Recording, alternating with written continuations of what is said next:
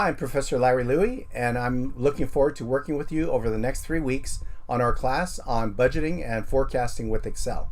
I liken it to a Tour de France, where some days we're doing sprints, some days we're going up mountains, but all the time you need to be consistent, and at the end of our journey, hopefully you'll learn a lot and enjoy it. That's my goals for the course. Our plan for our journey, or at least the agenda for today, is to give you a little bit about my background and discuss why this course means a lot to me and what I've done and what I hope you'll be able to do. And then look at the course, the objectives, the topics, our learning approach, and assignments and grading for this class, our class schedule, and then some preparation that you must do before our first class. And when I say must do, it means you must do it, because if you don't, you may be lost on your first day. We wouldn't want that. So that's our agenda for today.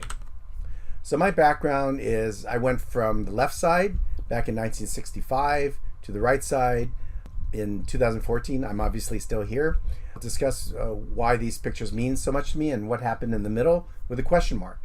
So in 1965, I'd like to say that was my first business.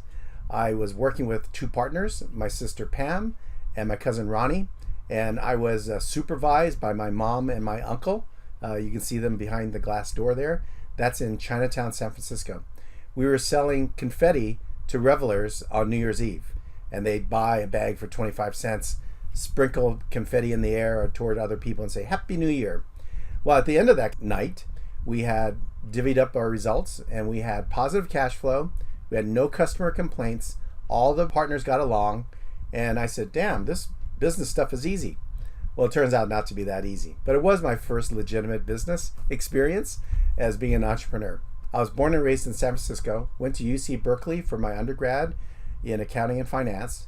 After that, I graduated and joined KPMG in their audit staff. And during my time there, which was about 3 years, I also was asked to start up their small business advisory practice, which is like consulting or integrated services for small, high potential companies. And that's where, again, this entrepreneurial fire got lit once again. And I decided I wasn't cut out or didn't want to be in public accounting, so I went to Stanford Business School, got an MBA, and there I took every single class in entrepreneurship, and I took every single class offered in real estate, because those were the two things I enjoyed the most. Upon graduation, I still didn't feel I was ready to be an entrepreneur.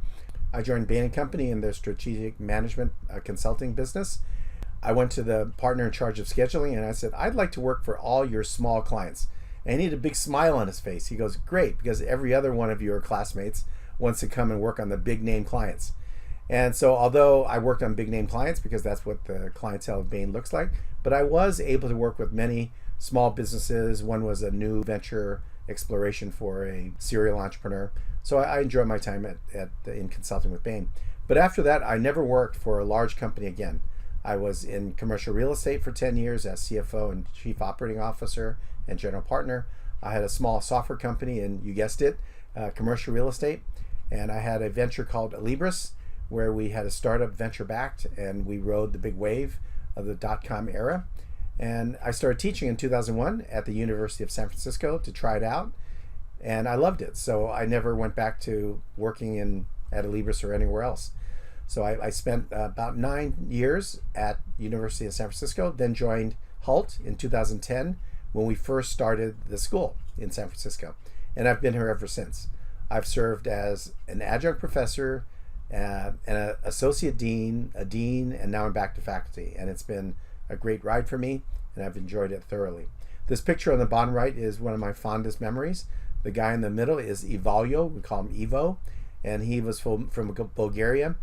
And when all the other classmates were under stress and preparing for a final or writing a paper or presenting, I'd ask Ivo, how's it going? He'd always say, Mr. Dean, everything is getting better and better. That's my best Bulgarian, by the way. And it really resonated with me that he had this optimism about being a student and about life in general. And I share that, certainly. And I also believe that ties into what I believe we should be as professionals, we should be as people. When we get up in the morning, we ought to look at the mirror and say, we're going to make today better. That could be better for your clients, better for your company, better for your colleagues, better for your community. But if we always seek to make things better and better, I think that's a good way to live. And that's what I hope for you, is that at the end of our 3 weeks, I'll make you better and better in the area of financial planning and analysis, which is really the subject matter of this course. Our course objectives: prepare you for a meaningful role in a CFO's organization. What I mean by that is FP&A, financial planning and analysis, is an important function inside the typical CFO organization. And what they do is they support major decision makers like the C-suite executives, but also senior managers of the company, line managers of the company, in order to make better business decisions. And we'll focus on that role as we go through this course. As advertised, we're going to cover the specifics of operating budgets, capital budgets, and financial forecasting. But along the way, we're going to touch on other major topics and responsibilities of the FP&A function. The topics, I've actually selected a book that is more like a desk manual for someone in FP&A.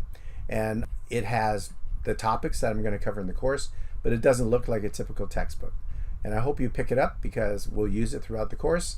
And it may be one of those books you keep handy in case you have a job that requires you to do this type of work. And we'll look at the functions of the business when we get together in class. And we'll use statistical tools that are part of analysis. So we'll add to your toolkit on Excel templates and statistical applications to put more depth and rigor into your work in the finance function.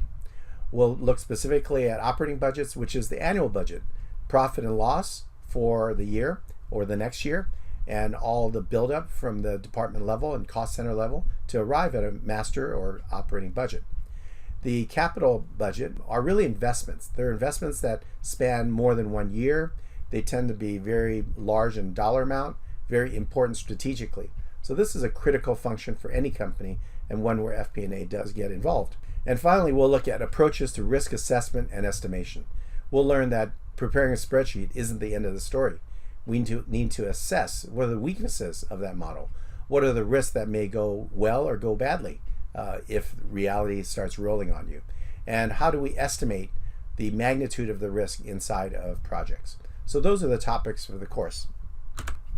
Our learning approach, we use a flipped classroom approach where we will do 0 lectures in class. All the lectures are done via video lectures, which you must, there's that word again, must view before class. Why do I keep saying must? You're grown adults. Here's why.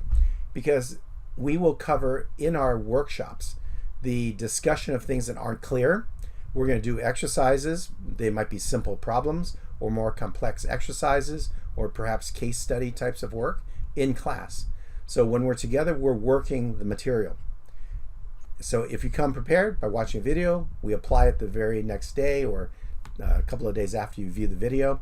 And then hopefully that gives you a repetition on how to do the work. And then after class, we'll have homework that you'll be doing to make sure you got it. I've been there too. You listen to a professor and it makes all the sense in the world. Then when given a homework problem, you have a blank stare and say, how did he do that? So I don't want you to have that experience. So we're going to be working these together in class. The homework should validate that you got it.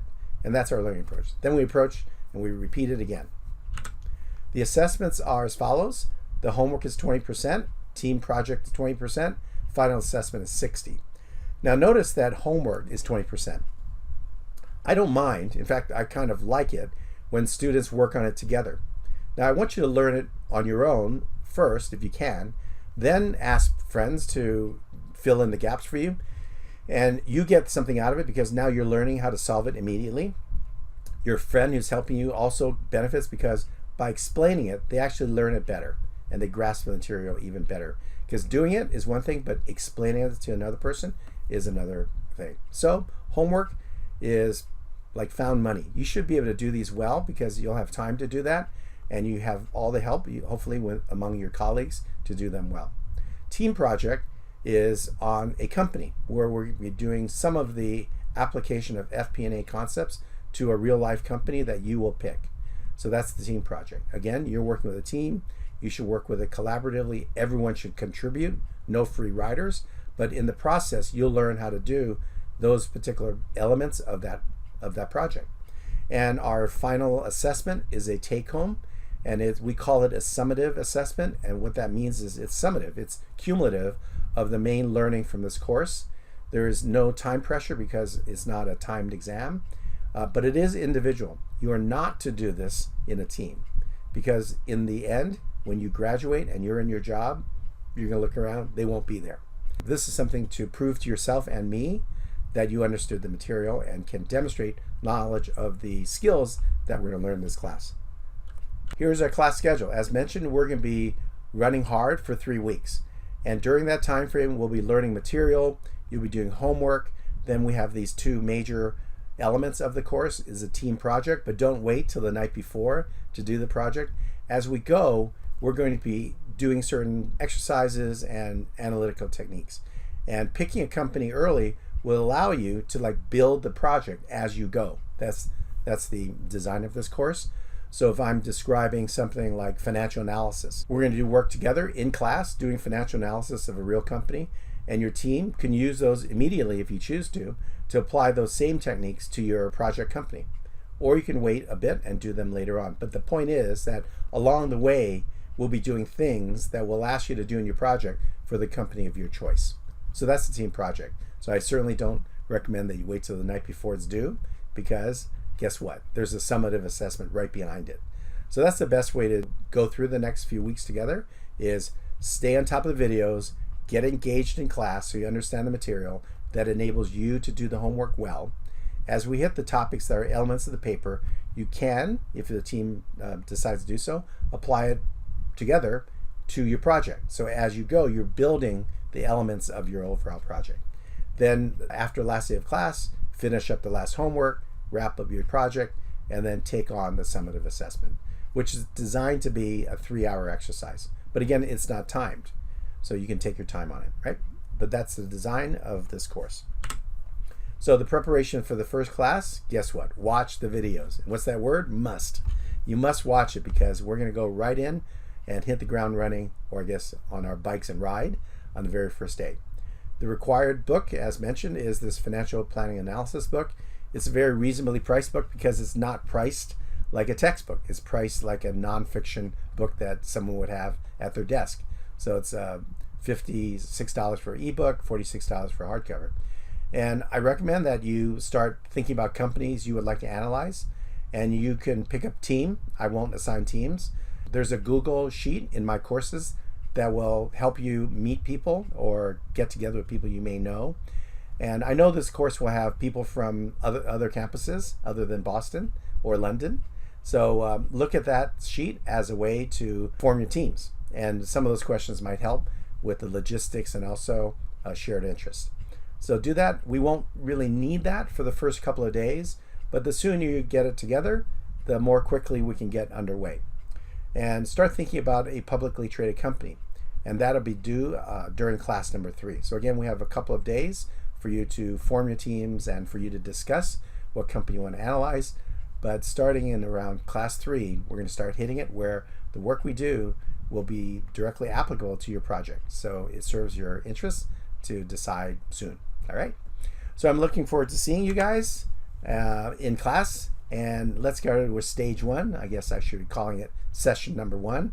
Hopefully we all look like that. Fit athletes, all coordinated like team members, driving hard to win our stage, right? So that's what we're gonna do. And get some rest, watch the video, and I'll see you soon. Bye-bye.